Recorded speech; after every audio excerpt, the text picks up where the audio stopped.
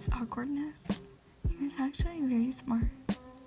He had straight A's in every class. You, on the other hand, weren't the most efficient worker in the world. You were falling behind in math, and you needed some help studying for the big test Friday. You would mostly hang out with the other classmates at lunch, but today, you were burying your face in your workbook. You were clearly exhausted and stressed. God, you just wanted this day to end. Lion! I looked up to see Hado walking over, waving her hand in the air. Tamaki dragging behind. Hey, Hado, you replied. Hey, what you doing? Just a few problems from today's lesson. Oh, on what?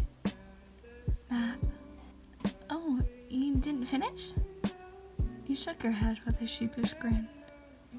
I got distracted again. I'm not that good at math, but Tamaki is. He flinched at the sound of his name. He was hoping you two forgot about him. You were one of the top scoring in our class last week, remember? Tamaki slowly nodded, his lips pressing into a slim line. His hands were lightly shaking in his pockets. Oh, so do you think you could help me after school? You asked. You knew Tamaki was shy, but looking at the boy's body language, you highly underestimated his shyness. Starting to feel guilty about asking, preparing yourself to apologize. Are you sure you want me to help? I'm not the greatest tutor. I'll probably just make you fail even more, he said, lowering his head. Well, you must be doing something right, Hado said, trying to help him regain the little confidence he had.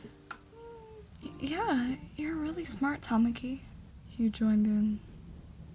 The bell rang for passing period. Lunch was over, and you ate nothing. Damn it, you thought. Tamaki glanced over at you while your stomach growled. You gave him a reassuring and warm smile before he quickly looked away. You walked with both of them back to class, talking to Hado about how messy and unsanitary the girls' locker room was getting, and Tamaki walking slowly behind. You were standing right in front of the door, books and pencils and paper in hand. Alright, you can do this.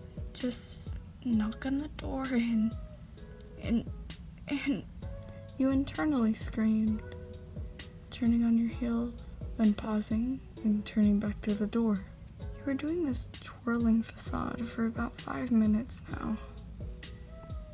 Oh, what if he doesn't want to study? Oh, what if he gets offended I don't show up? What if he forgot? You muttered to yourself before finally getting a rush of adrenaline and knocking. It was quiet. It felt like hours. The silence was painfully loud. You were about to start walking away in defeat when the rattling of the doorknob caught your attention. You looked through the crack of the door, seeing a little nose peeking out. Uh-oh, you actually came, he said quietly.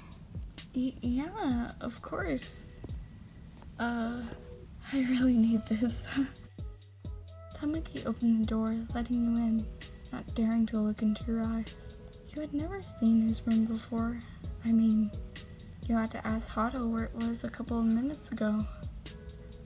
It was pretty simple, nothing too crazy. It had a warm, fuzzy feeling to it, like home.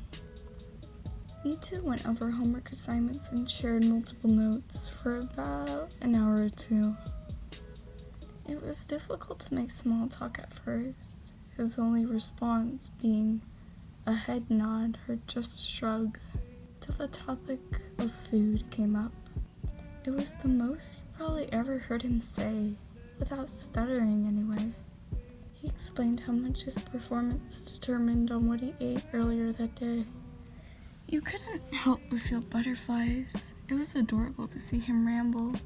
You knew it was a moment you wouldn't get that often with a cute, indigo-haired boy. You know, he started.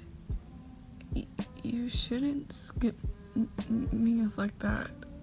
You looked up at him, his gaze returning to the floor. No matter how much work you have, your well-being should be your first priority. He grew quiet. You were lost in his eyes, just staring, taking a minute to process what he just said, until you noticed he started to shake, a pink tint on his face. Oh yeah, you stammered out.